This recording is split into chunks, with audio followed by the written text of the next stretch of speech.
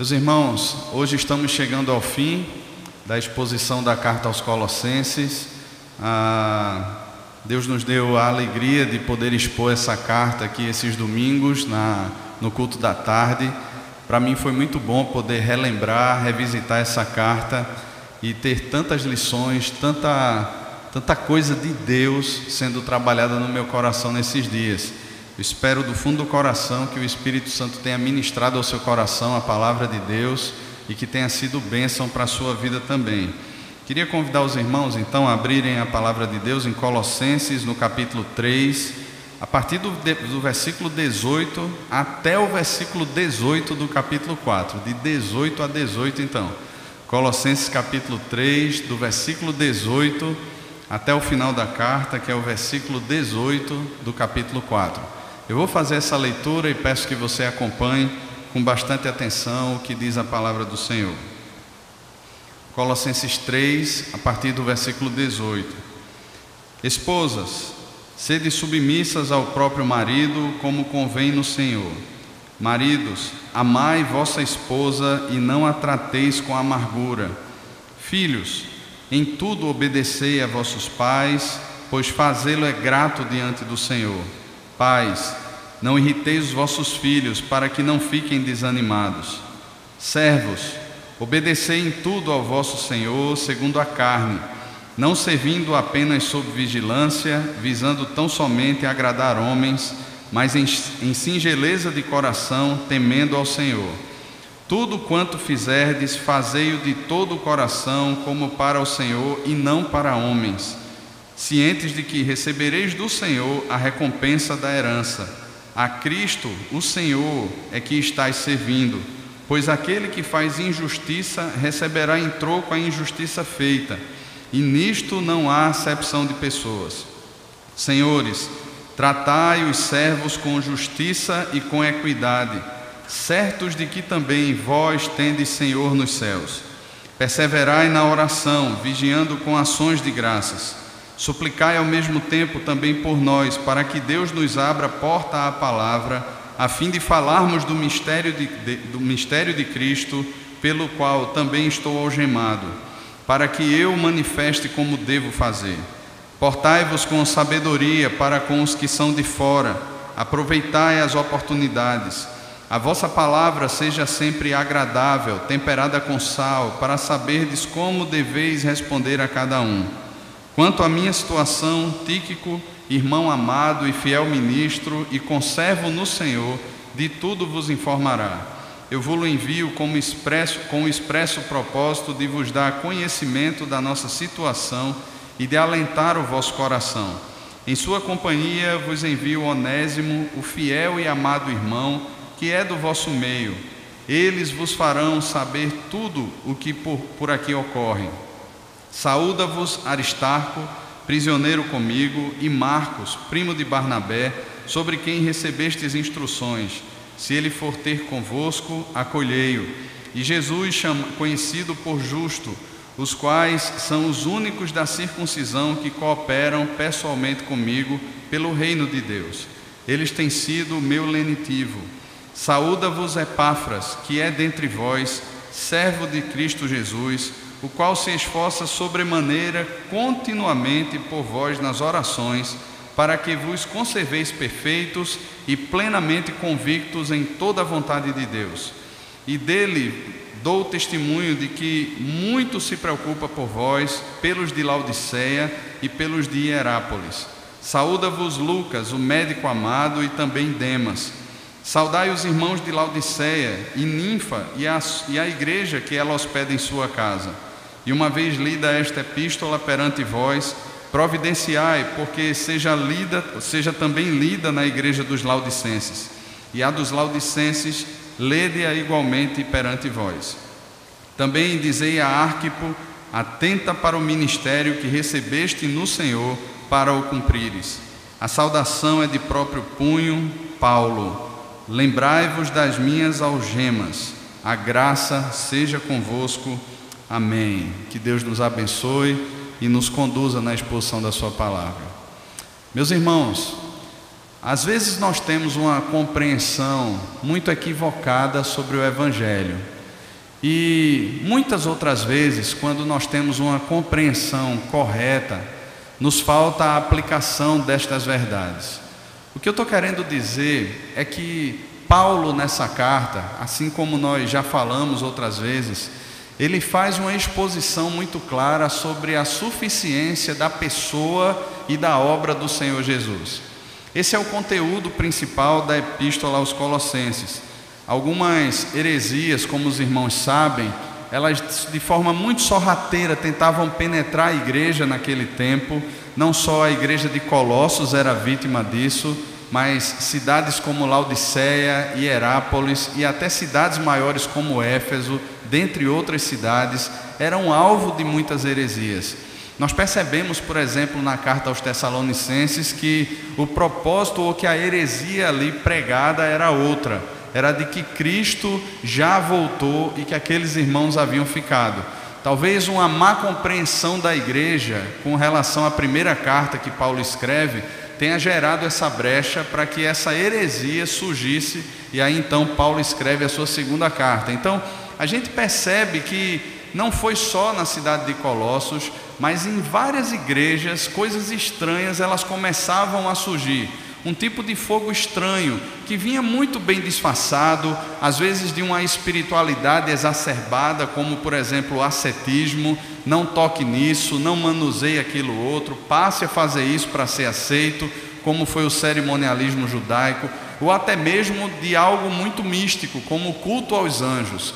Então as pessoas passavam a acreditar nessas mentiras, e muitas vezes com essa cara de espiritualidade, com essa cara de que me aproxima de Deus, com aquela aparência que trabalha uma moral e uma ética perfeita e me torna um padrão aceitável diante dos outros, gerando no meu coração não a humildade do Evangelho, mas o orgulho de ser capaz e de alguma forma conseguir ser exemplo.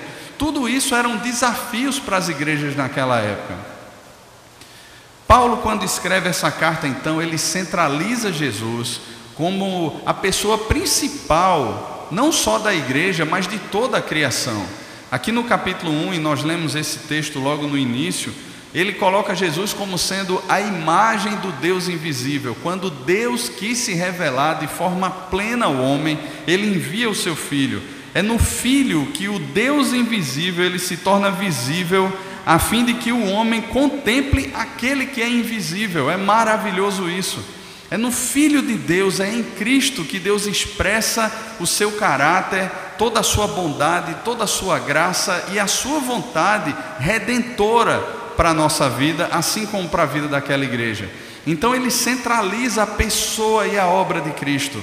E ele traz o coração daquela igreja a olhar para Cristo, e não só aquilo que eles já conhecem de Cristo, mas continuar conhecendo ainda mais, porque esse conhecimento, mesmo que alguns falem que gera um tipo de espiritualidade fria e orgulho, não, o verdadeiro conhecimento de Cristo, o aprofundar-se na doutrina de Cristo, o aprofundar-se na palavra de Deus, não gera orgulho nem frieza espiritual. Pelo contrário, gera humildade no nosso coração, gera maior dependência, gera adoração no nosso coração. E é isso que nós vemos de forma muito clara na vida do apóstolo Paulo. É tanto que quando Paulo ele fala de verdade, de conhecimento, ele expressa isso sempre num hino de adoração. Por exemplo, quando nós lemos a carta aos Romanos, até o capítulo 11, Paulo expõe toda a sua teologia sobre queda, sobre redenção, aspectos da consumação. E quando ele finaliza ali toda a sua teologia, ele vai iniciar as aplicações daquela carta. Ele termina todo aquele conteúdo teológico ali no final do capítulo 11, exaltando a maravilhosa sabedoria de Deus. Quão insondáveis são os seus pensamentos, inescrutáveis os seus caminhos. Paulo adora a Deus. Da mesma forma que em Colossenses, quando ele está expondo sobre a pessoa de Jesus, ele passa a adorar a Deus. A partir do versículo 15, ele começa a adorar a pessoa de Deus, tanto na criação, a pessoa de Cristo, tanto na criação como também na obra de redenção. Quando nós olhamos as cartas do apóstolo Paulo, nós percebemos conteúdo teológico profundo, conhecimento profundo da pessoa e da obra de Cristo, e ao mesmo tempo humildade, ao mesmo tempo adoração, exaltação da pessoa de Cristo e serviço. Então, o Evangelho, a compreensão e o conhecimento de Cristo está longe de gerar crentes frios, está longe de gerar crentes apáticos, está longe de gerar pessoas que não se comprometem com aquilo que Deus está comprometido, está longe de gerar pessoas orgulhosas, ensimesmadas, pessoas vaidosas. Mas o verdadeiro conhecimento de Cristo gera no nosso coração o caráter do próprio Cristo. Passamos a amar as coisas que Cristo ama, passamos a buscar as coisas que Cristo busca, passamos a empreender aquilo que é obra de Cristo, como nós vimos aqui também ainda no capítulo 1, o próprio apóstolo Paulo dizendo que completa na sua carne o que resta das aflições de Cristo. Essa profunda identificação com o Senhor, irmãos, não é fruto de simplesmente uma caminhada superficial, mas é fruto de um conhecimento profundo do Senhor. E desafiamos aqui, com vistas nisso, e convidamos os irmãos a aprofundar o conhecimento de Cristo, no conhecimento de Cristo, a conhecerem mais a Cristo, a abrir a palavra de Deus e aprofundarem aquilo que já conhecem na palavra de Deus, a lerem bons livros, a ouvirem bons sermões, porque de alguma forma, irmãos, tudo isso vai gerando em nós esse amadurecimento e esse aperfeiçoamento na caminhada cristã. Coisas que antes pensávamos que eram lícitas, coisas que muitas vezes passavam porque tínhamos um filtro a menos apurado, passavam de forma mais fácil, elas passam agora a ter critérios de avaliação mais profundos. Passamos de alguma forma agora de uma superficialidade a confrontar as visões desse mundo, as cosmovisões desse mundo e os comportamentos desse mundo, tendo em vista que agora conhecemos mais a Cristo. Mas ao mesmo tempo tudo isso gera no nosso coração uma humildade maior. Aquela cerviz que era conhecida no Antigo Testamento como sendo dura, de um povo que não se arrependia, ela passa a ser quebrada, porque é em nós formado o caráter de Cristo. E esse é o alvo da glória de Deus em nós. Deus, ele é, como John Piper fala, ele é mais glorificado em nós à medida que nós estamos mais satisfeitos nele. E essa satisfação não é aquela satisfação pelas coisas que Deus nos dá, mas essa satisfação é encontrada no ser de Deus, na pessoa de Cristo, em percebermos que nele não falta mais nada para nós. É a compreensão que mesmo em meio às adversidades, mesmo em meio às lutas, mesmo em meio aos sofrimentos, mesmo em meio às portas que se fecham, mesmo em meio às oportunidades perdidas, nós temos um coração plenamente satisfeito em Deus. Quando Paulo escreve essa carta, ele escreve 3 outras cartas, que pelo menos nós temos notícia. Aqui é citada também uma carta que é escrita à igreja de Laodiceia, que nós não temos conhecimento dela, ela não foi preservada, ela não entrou no cânon bíblico por conta dessa não preservação. Então, nós temos aqui 4 cartas que foram escritas pelo apóstolo Paulo: Efésios, Colossenses, Filemon e também a carta aos Filipenses, que são as chamadas cartas da prisão. Paulo não estava num momento aqui solto, sorrindo, talvez curtindo uma água de coco muito gostosa na beira da praia, não. Paulo estava preso, uma prisão domiciliar, acorrentado a um soldado romano durante todo o dia. Mas a gente não percebe no apóstolo Paulo essa murmuração constante que muitas vezes habita nos nossos lábios. A gente não percebe na vida de Paulo esse desespero pelas coisas desse mundo, mas uma ansiedade, se assim a gente pode dizer, por conhecer mais a Cristo e poder fazer esse mistério que é Cristo conhecido daqueles que ainda não conhecem. É interessante isso, irmãos, porque a gente percebe aqui o significado maior dessa palavra satisfação em Cristo. Não se dá em apenas nos momentos bons, quando a gente tem fartura, quando a gente tem festa, quando a gente está ali sorrindo, mas ela se dá também e principalmente nos momentos difíceis, quando a gente perde coisas, quando a gente perde pessoas amadas e a gente percebe que a graça de Cristo nos é suficiente. Ainda que um espinho na carne, um mensageiro de Satanás esbofeteie-nos todos os dias, nós encontramos no Senhor uma perfeita graça que nos basta. E é isso que Paulo trata aqui nessa carta. sobre essa beleza, essa suficiência da pessoa e da obra também de Cristo, porque todos os caminhos que eram heréticos e que de alguma forma tentavam penetrar a igreja, eles eram caminhos que tinham aparência de sabedoria, como culto de si mesmo, mas eles não tinham valor algum em redimir o coração, em de alguma forma perdoar os pecados. Porque qualquer caminho redentivo que se apresente à parte de Cristo é um caminho de idolatria, é aquele caminho da justiça que tenta se apossar da vida eterna pela força do braço. É aquilo que Deus sabia que o homem iria fazer lá em Gênesis capítulo 3 e que por isso o expulsou do jardim, para que ele não, pela força do braço, lançasse mão da árvore da vida, comesse e vivesse eternamente. Deus então o expulsa do jardim. Deus sabia que a partir daquele momento, o homem agora tentaria de todas as formas cobrir a sua vergonha pela força do braço. O homem tentaria de todas as formas se justificar, se redimir diante de Deus. Então, Deus já faz a promessa de um Redentor, que não seria o homem, mas seria o Filho do homem, o próprio Senhor Jesus. Aqui então, Paulo ele está nas considerações finais da sua carta. A partir do capítulo 3, Paulo passa a aplicar toda a carta, e a gente vai percebendo que a partir do capítulo 3, essas aplicações, elas não são aquelas aplicações que muitas vezes a gente está acostumado a ver. E aqui eu volto para o problema que eu levantei aqui logo no início dessa fala. Nós temos uma espiritualidade que muitas vezes se resume ao culto. Nós temos uma espiritualidade que muitas vezes se resume aos momentos devocionais ou à nossa participação ministerial em alguma área dentro da igreja ou até mesmo fora dela. A gente tem uma espiritualidade muito estranha nesse sentido e muito mística nesse sentido, porque em qualquer levantamento que a gente faça, a gente vai perceber que toda a ênfase da nossa vida, e eu não estou dizendo que necessariamente isso está errado, mas que toda a ênfase da nossa vida aponta para momentos de culto, mas muito pouco é refletido sobre aquilo ou a forma como nós vivemos aí fora.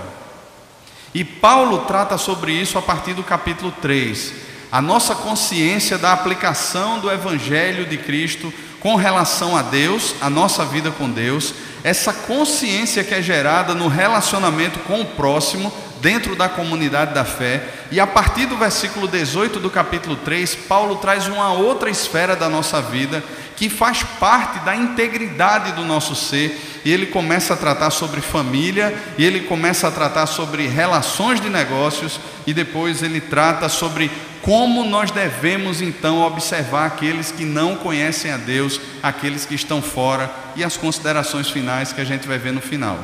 Eu queria enfatizar de forma mais, se a gente pode dizer assim, né? Enfatizar já é com força, né? Já é uma forma mais forte.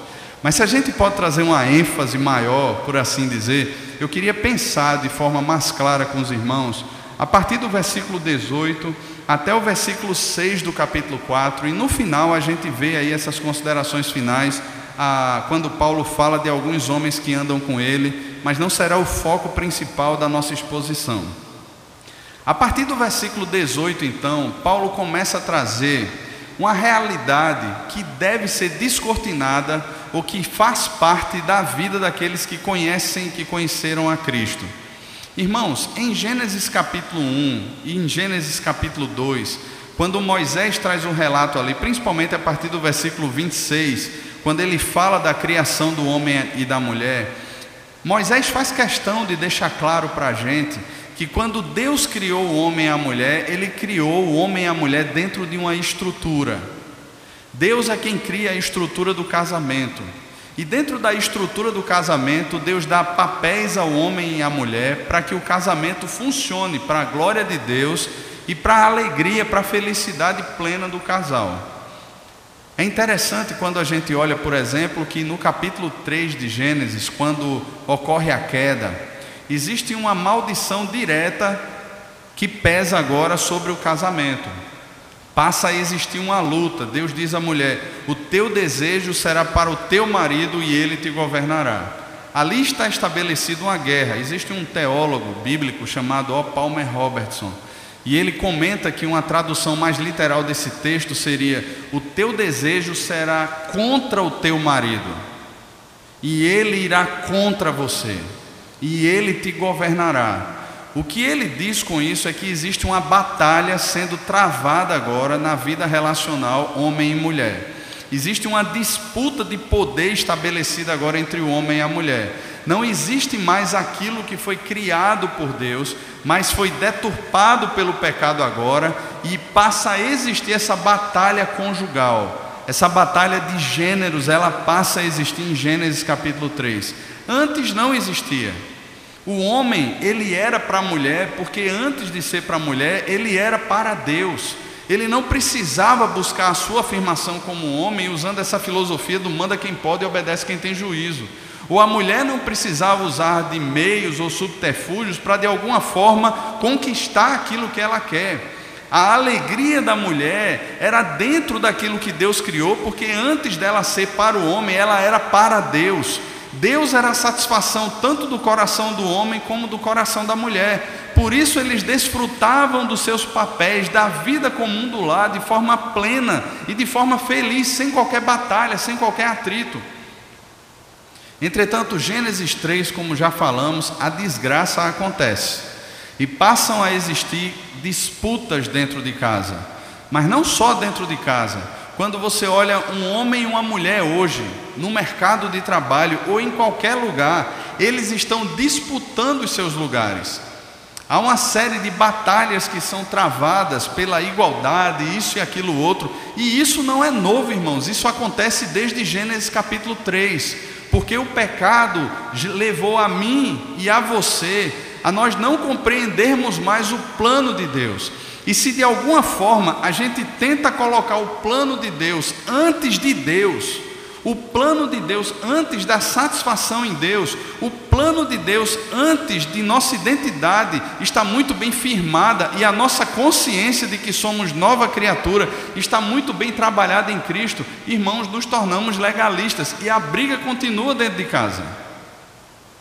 Tente lá simplesmente chegar para o seu marido ou chegar para a sua mulher e impor que ele viva aquilo que Paulo fala, por exemplo, em Efésios 5.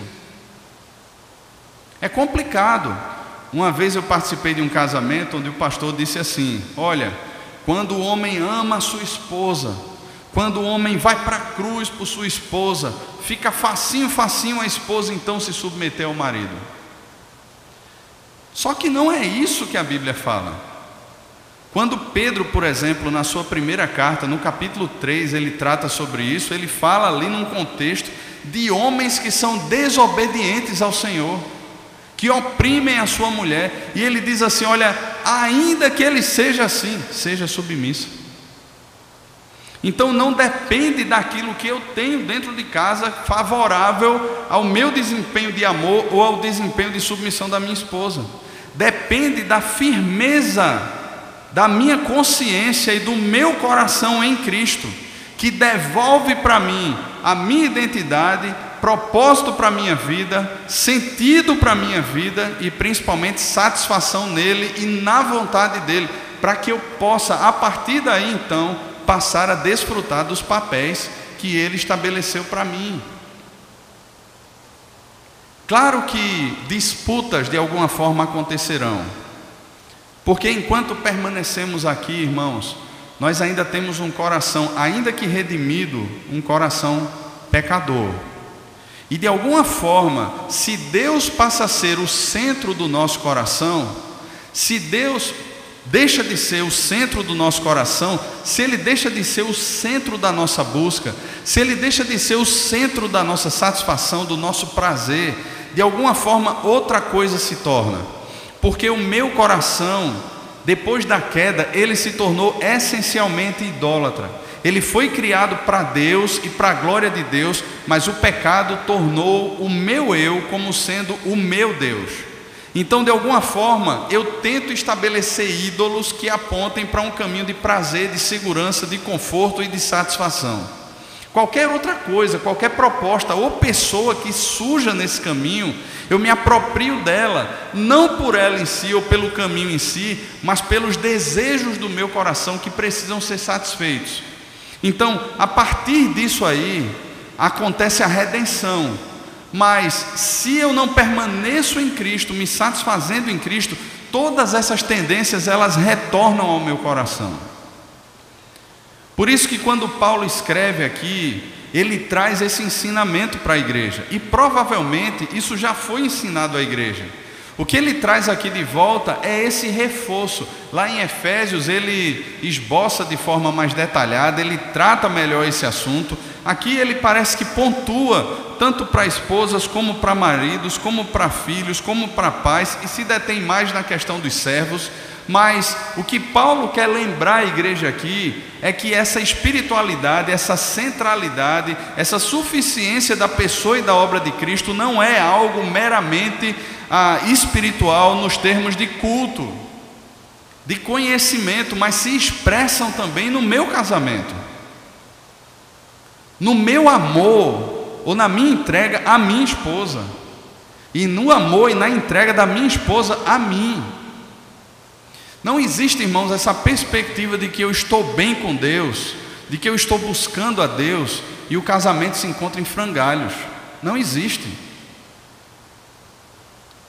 E é muito estranho quando a gente encontra pessoas assim. Não, eu estou bem com Deus, estou buscando a Deus. Rapaz, eu sinto uma paz, eu vejo Deus em tudo que é canto, mas o casamento está detonado.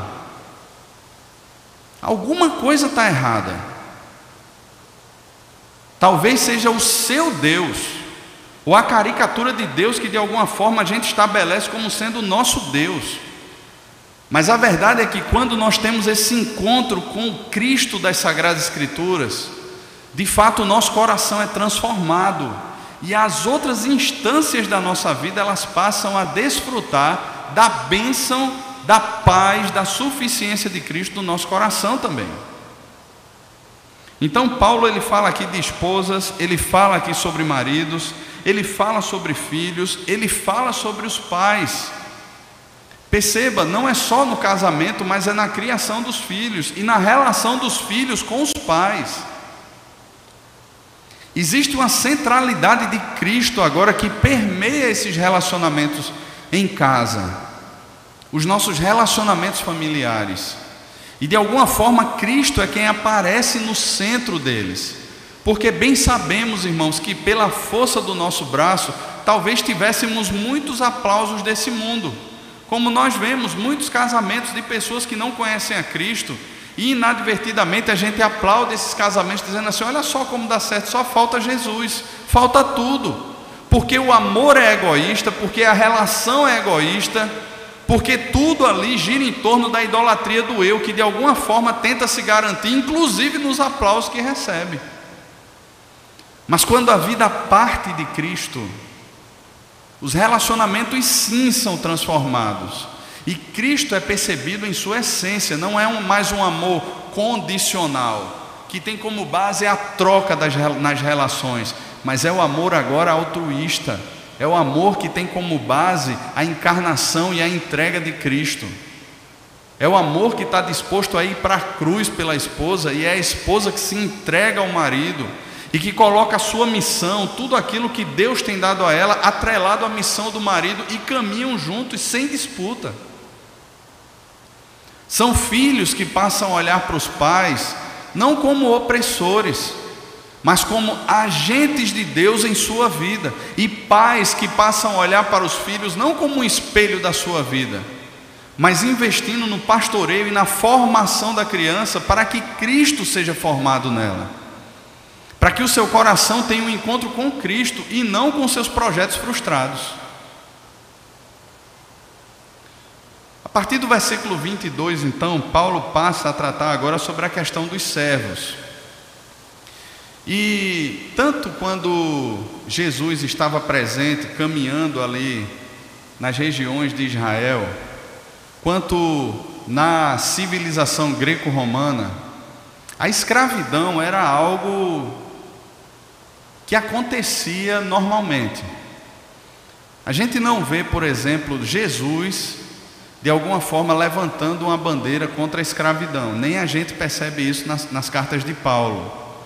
Em 1 Coríntios, no capítulo 7, ele faz menção a uma liberdade que pode ser alcançada se de repente existe a oportunidade dela ser alcançada.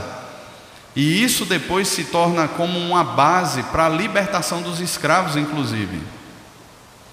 Mas Paulo está escrevendo, e quando ele fala de servos aqui, ele fala literalmente de escravos.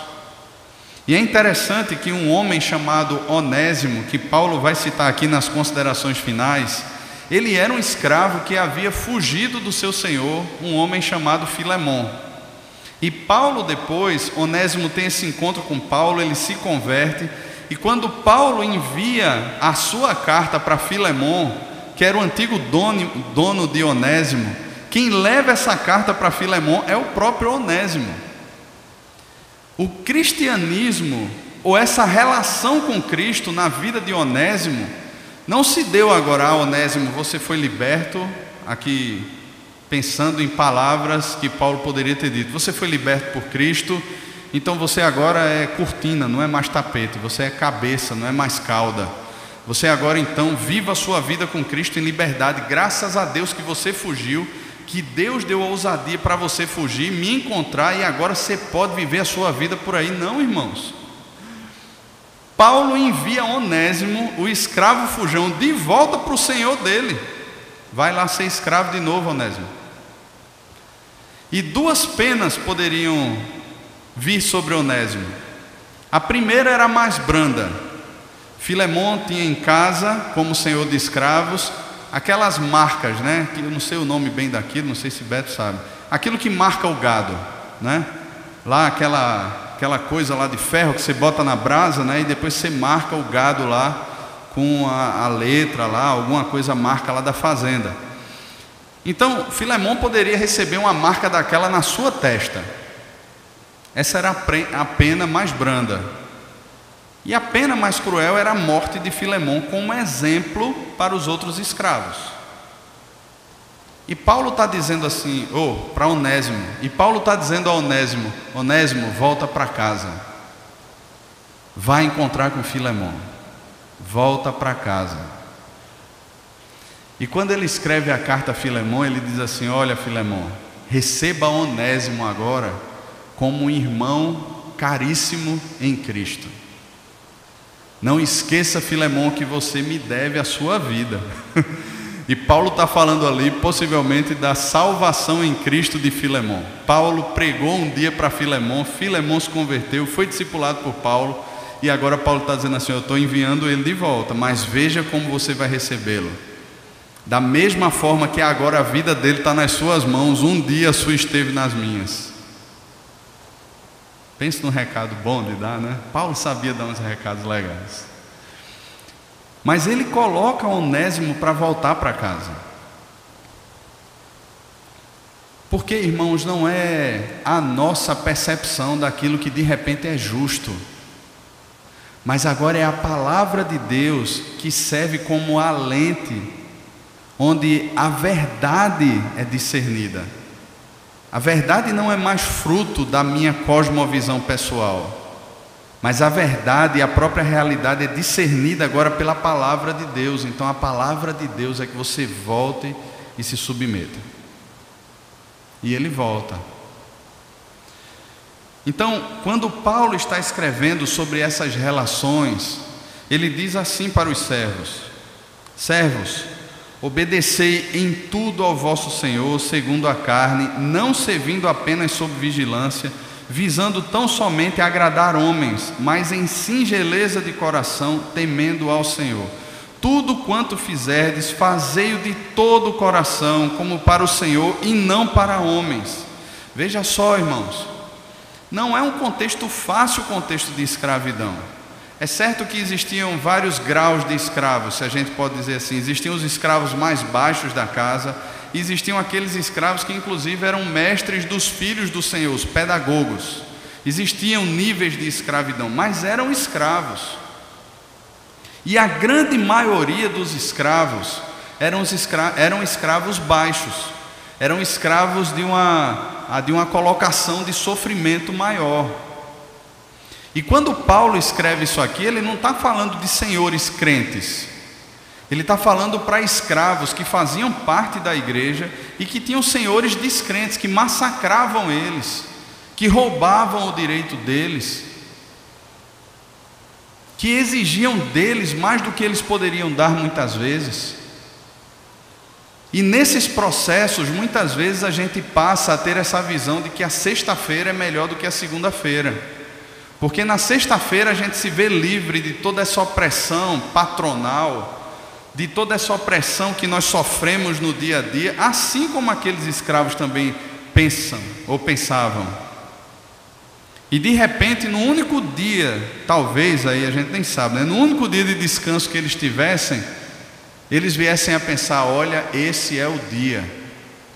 Mas o que Paulo coloca para eles é que essa espiritualidade, que tem como base a suficiência da pessoa e da obra de Cristo, se revela nessa submissão aos senhores, e num serviço onde a pessoa não está servindo simplesmente como uma oportunidade de repente ter uma porta melhor, ou para levar alguns tapinhas nas costas e ser promovidos. Não, não é essa a motivação. É como que servindo ao Senhor, desempenhando o seu serviço de coração, como culto ao Senhor. É pegando o ônibus lotado, apertado todos os dias, levando rela de patrão todos os dias e dizendo assim: olha, eu estou aqui servindo ao Senhor, e vou fazer de coração, fazendo o melhor para honrar ao Senhor.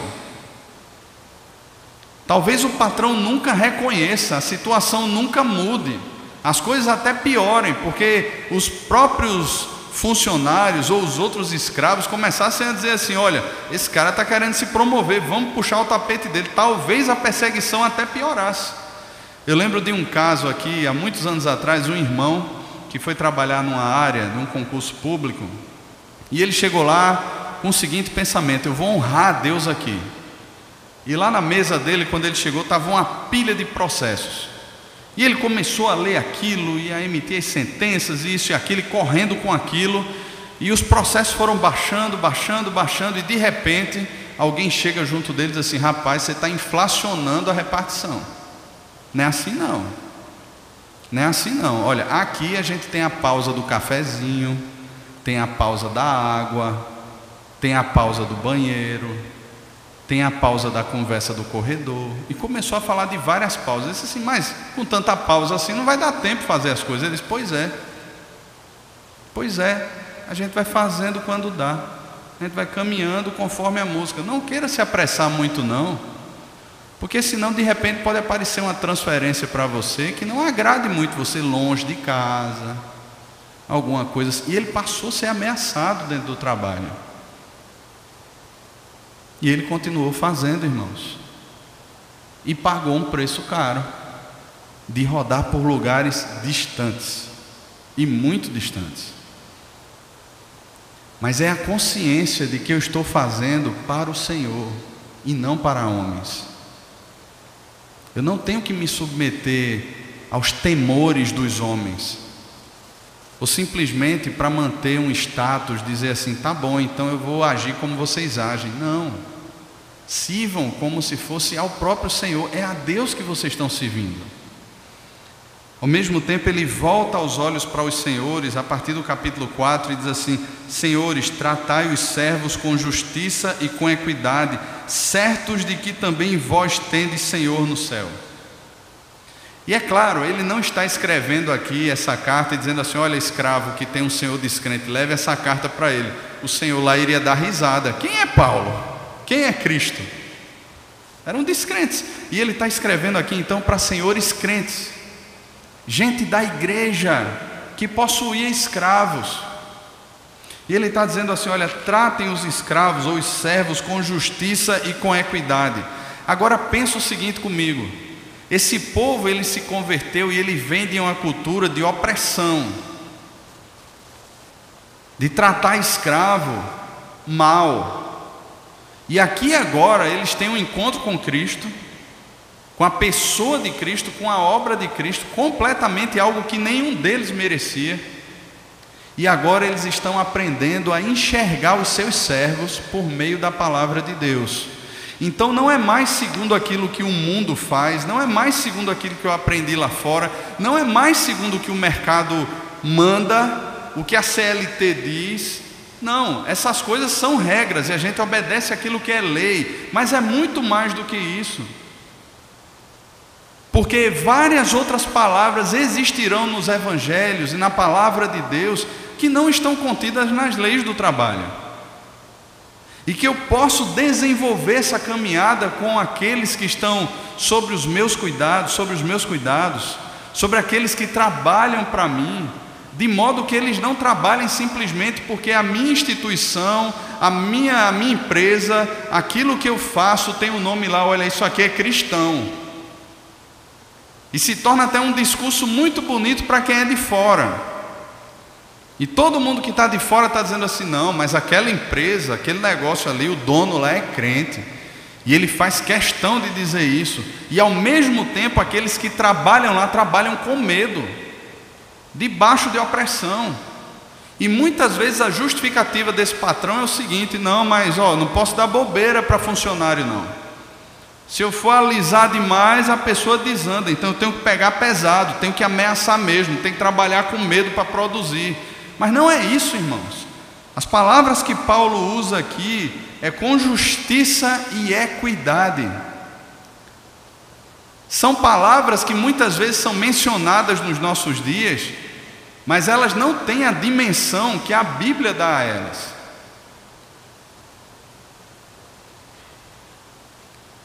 E aqueles que são patrões, ou que são chefes, ou que têm pessoas abaixo de si nesse sentido, servindo, precisam ter essa consciência.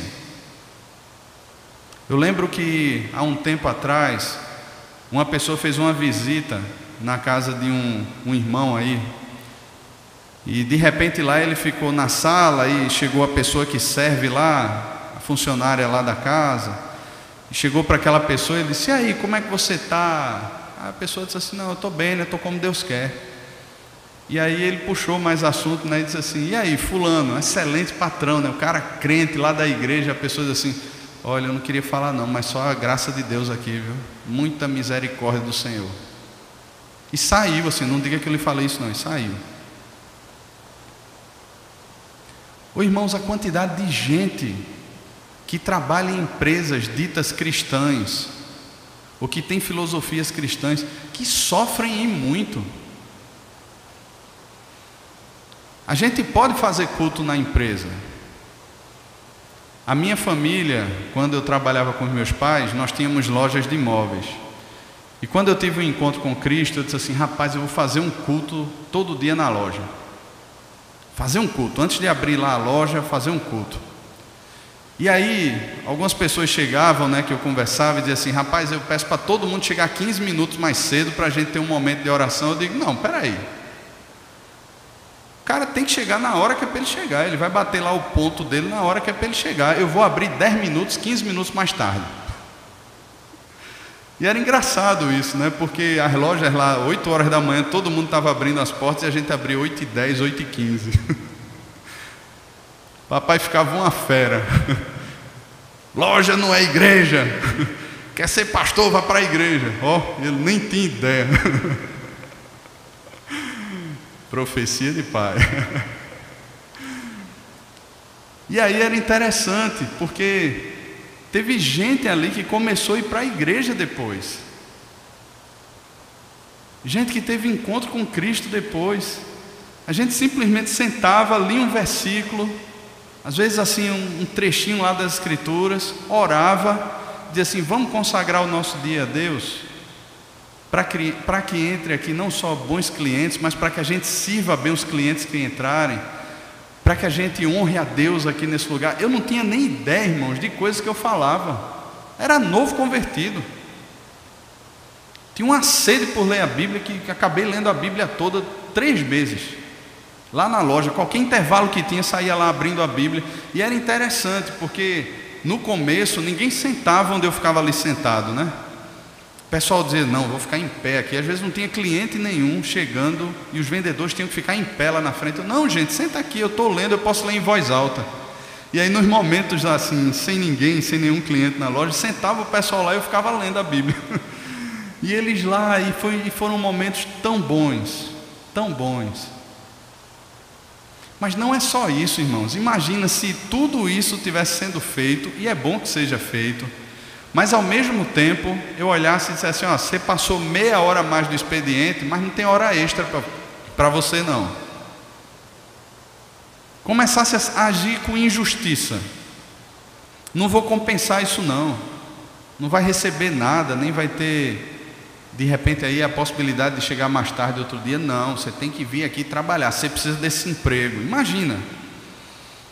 Ou então se de repente a gente começasse a sonegar os impostos, e a pessoa lá que trabalhava na parte de notas fiscais, que enviava tudo aquilo para o escritório de contabilidade, de repente dissesse assim: rapaz, é tão bonito o discurso dele, a gente lê a Bíblia, a gente ora aqui, mas olha só, tudo nota fria aqui que a gente está fazendo.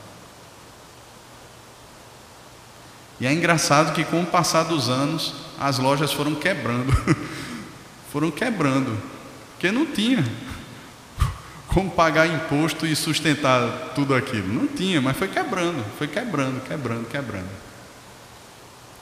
Mas era interessante o testemunho deles. Era interessante. E sabe, irmãos, é esse o chamado que a palavra de Deus faz. A gente sabe que é difícil. A gente vive uma sobrecarga de impostos. Mas ao mesmo tempo nós temos uma consciência lavada e remida em Cristo. Ao mesmo tempo nós temos uma consciência de que Cristo ele é suficiente para nós, para nossa redenção, para nossa salvação e para nossa vida até o fim. No capítulo 4, então, 2 pontos finais que Paulo trata aqui. O primeiro, versículo 2: perseverai na oração, vigiando com ações de graça. Suplicai ao mesmo tempo também por nós, para que Deus nos abra a porta à palavra. E eu gosto disso, porque Paulo não está dizendo assim, para que Deus nos abra a porta da prisão, mas nos abra a porta à palavra. Paulo quer pregar. A intenção de Paulo, se solto, não é simplesmente desfrutar agora das benesses de uma vida livre, mas é pregar a palavra. Aí de repente a gente pensa: não, então é porque é Paulo era um apóstolo. Mas veja só o versículo 5: portai-vos com sabedoria para os que são de fora, aproveitai as oportunidades. Da mesma forma que Paulo está querendo oportunidade para pregar, Paulo está dizendo assim: olha, aproveitem vocês também as oportunidades. Vocês não são meramente cidadãos de Colossos ou cidadãos de Recife. Vocês são cidadãos do céu. Então desenvolvam relacionamentos aí fora com pessoas que estão nesse mundo que nenhuma outra pessoa do mundo teria com eles. Porque todo relacionamento de pessoas que não conhecem a Deus gira em torno de si mesmo. Gira em torno daquilo que o outro pode me dar. Vocês são diferentes. Aproveitem as oportunidades para dar aquilo que Cristo deu a vocês aos outros, para revelar para os outros o mistério de Cristo, para revelar para os outros a graça de Cristo. Não é simplesmente para se aproximar de pessoas como se elas fossem o fim, ou como se elas pudessem contribuir com algo na sua vida, mas é com o propósito de revelar a Cristo. E sabe, irmãos, nós temos um ensinamento muito tosco às vezes, porque quando alguém se converte, a primeira coisa que a gente faz é: olha, se afaste de tudo que é amigo lá do mundo. Quando nós deveríamos treinar as pessoas, capacitar as pessoas com a palavra de Deus, instruir as pessoas e dizer assim: olha, agora vá para o mundo e desenvolva a sua vocação nesse mundo. Porque é muito fácil, irmãos. Todos nós somos sal aqui, somos luz aqui. É muito fácil ser sal dentro de saleiro. É muito fácil viver de somar luz aqui dentro. Mas a nossa luz, ela resplandece em meio às trevas. O sal, ele tem a sua função de tanto conservar ou de dar sabor às coisas que estão sem sabor ou que estão apodrecendo. E é para isso que Deus nos envia. Nós temos uma identidade, nós somos sal da terra e luz do mundo. Mas nós temos uma razão, um propósito também. O apóstolo Pedro diz que nós fomos alcançados por Deus. Nós fomos feitos sacerdócio real, nação santa, povo de propriedade exclusiva de Deus, para anunciarmos as virtudes daquele que nos resgatou das trevas para a sua maravilhosa luz. Ou seja, não existe uma comunhão da luz com as trevas, mas ao mesmo tempo existe algo que as trevas podem, que a luz pode dar às trevas, que é Cristo. Então não perca os seus relacionamentos com as pessoas desse mundo. Entenda o que eu estou dizendo.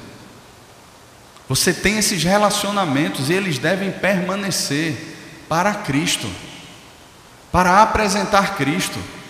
Você que é jovem, que está na universidade, você que é adolescente, que está na escola, você que está no seu mercado de trabalho, Deus tem colocado a mim e a você diariamente com pessoas que não o conhecem, pessoas que diariamente vêm e vão, que cruzam o nosso caminho, que muitas vezes sentam conosco, e nós não aproveitamos as oportunidades. Irmãos, o que Paulo está dizendo aqui é: construa pontes, não estabeleça muros nas relações, construa pontes, alcance essas pessoas.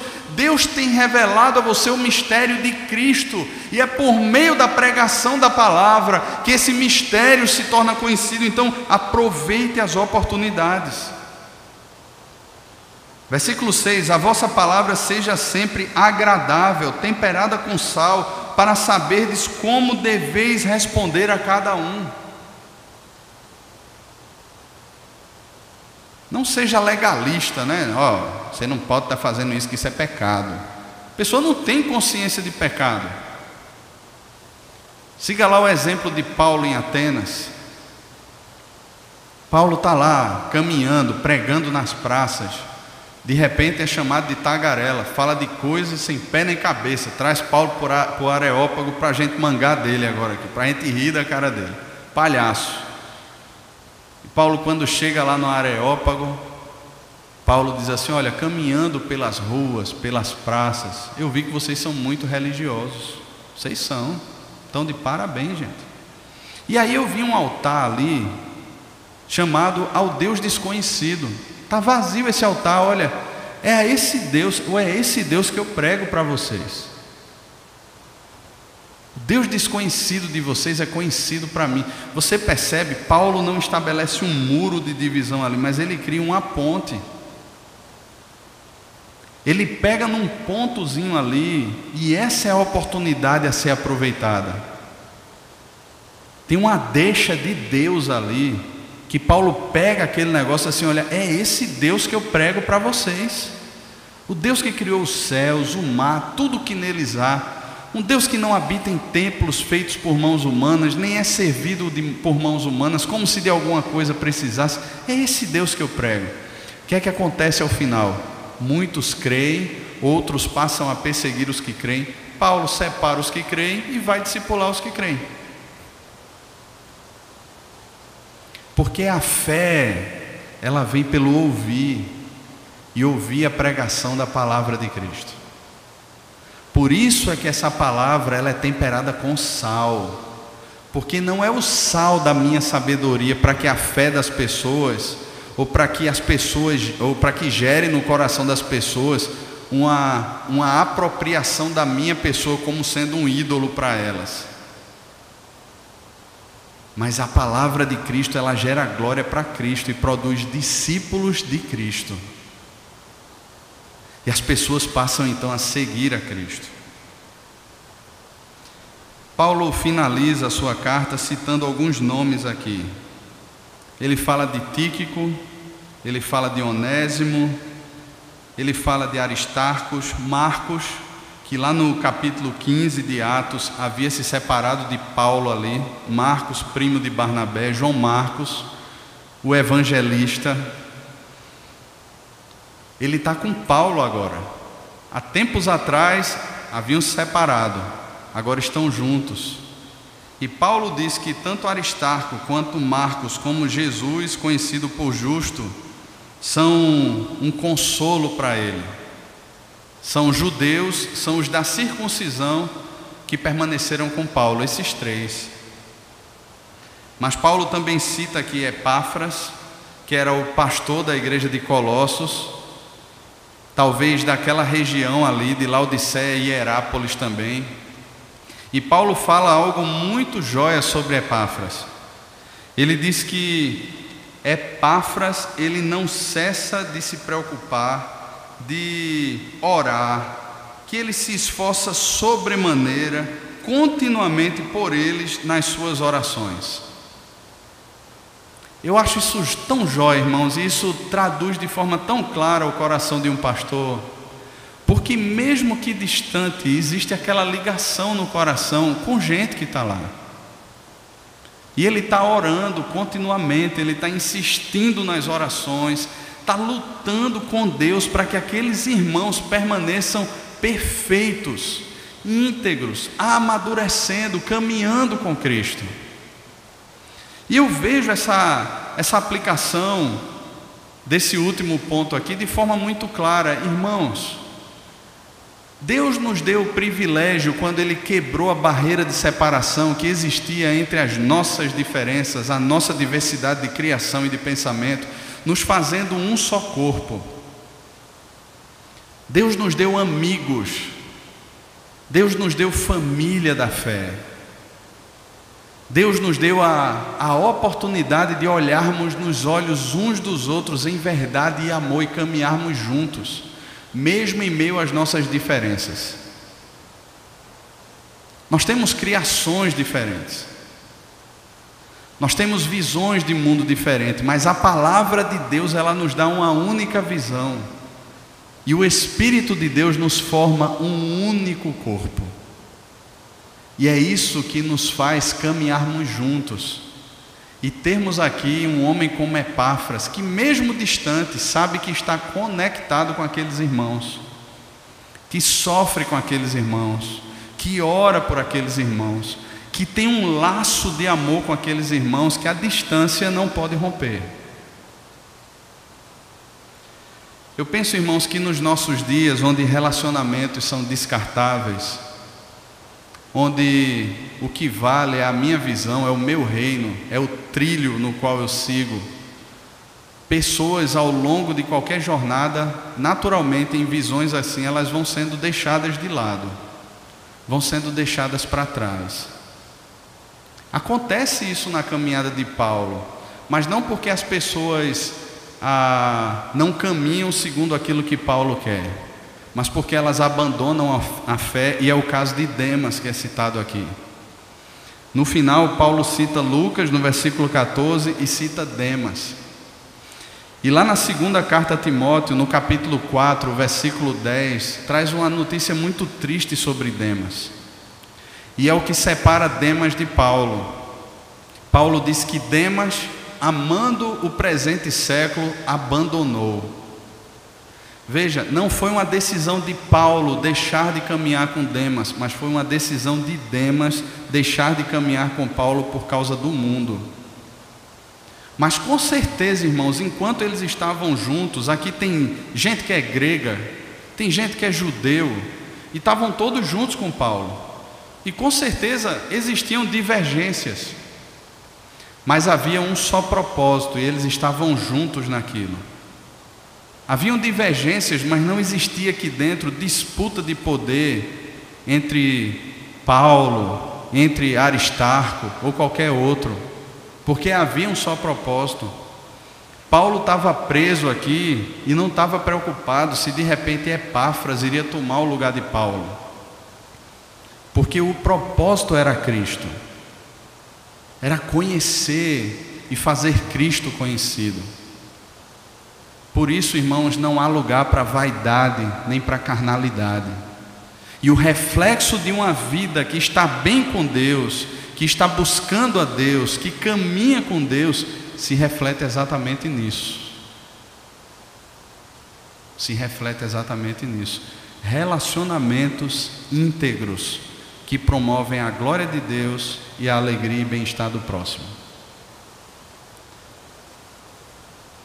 Assim, Paulo finaliza a sua carta aos Colossenses, assinando de próprio punho aquela carta e encaminhando aquela carta para que fosse lida também na igreja de Laodiceia, assim como a carta à igreja de Laodiceia fosse lida também na igreja de Colossos, e assim as igrejas eram doutrinadas e discipuladas num só caminho.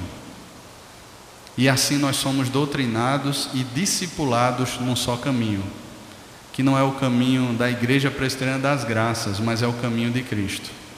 Então que Deus nos abençoe, irmãos, e que guarde em Cristo o nosso coração, para que no nosso casamento, na criação dos filhos, nas nossas relações de trabalho, na nossa relação com os incrédulos, nas nossas relações como corpo, participando juntos e cooperando juntos aqui para o crescimento do reino de Deus, possamos expressar a suficiência, a supremacia da pessoa e da obra de Cristo. Amém? Vamos orar? Senhor, muito obrigado por Tua palavra, muito obrigado pelo Teu Espírito. Pedimos ao Senhor, Pai, que aplique a Tua palavra ao nosso coração e que possamos, Pai, viver uma espiritualidade que tem como base o conhecimento profundo de Cristo, das doutrinas de Cristo, da vida de Cristo, que se torna encarnado em nós e que passa a viver na nossa mente, no nosso coração e a se mover em nós. E assim, glorificando o nome do Pai e abençoando o próximo, vivamos uma vida de satisfação no Senhor, para a glória do Senhor. No nome de Jesus. Amém.